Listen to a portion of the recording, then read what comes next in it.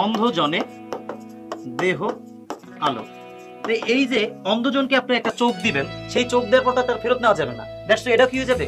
সম্প্রদান কারক হয়ে যাবে। সৎ পাত্রে কন্যা দান করো, এটা একটা সম্প্রদান কারক। কেমনে সম্প্রদান জানেন? আপনার প্রশ্ন হতে পারে, বিয়ে দেওয়ার পর তো মেয়ে বাপের বাড়ি আসে, ভাইয়ের বাড়ি যায়, খায় দেয়, মেয়ের জামাই লয়ে আয়, পোলা পাইল, তাহলে এটা সম্প্রদান কেমনে হইলো? বিষয় হলো কি, সৎ পাত্রে যখন আমরা কন্যা দান করি, অর্থাৎ বিয়ে করি, বিয়ে দেই, বিয়ে দেওয়া মানে কি জানেন? বিয়ের আগে একটা মেয়ের রেসপন্সিবিলিটি থাকে বাবার কাছে, এই রেসপন্সিবিলিটি বাবার হাত থেকে চলে যায় স্বামীর কাছে। তাহলে এখানে কি হইলো? রেসপন্সিবিলিটির একটা দেওয়া নেওয়া হয়ে গেল, রেসপন্সিবিলিটি বাবারটা স্বামীর কাছে চলে গেছে, এইটা সম্প্রদান হয়েছে। দ্যাটস এটা সম্প্রদান কারক। আর একটা ব্যতিক্রম নিয়ম যদি আমি একটু পড়াই, ব্যতিক্রম নিয়মের ভিতরে একটা আছে, সেটা কি?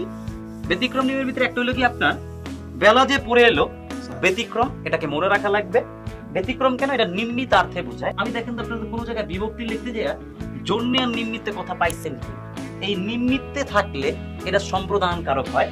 দ্যাটস ওয়াই এই বাক্যে এখানে যেটা দেখবেন, দেখেন বেলা যে পড়ে এলো, জলকে চলো, জলকে নিচে আন্ডারলাইন, দ্যাট মিন্স জলের উদ্দেশ্যে, জলের জন্য, জলের নিমিত্তে, কোনো কিছুর উদ্দেশ্যে, কোনো কিছুর জন্য, কোনো কিছুর নিমিত্তে বুঝাইলে ইহা সম্প্রদান কারক হয়।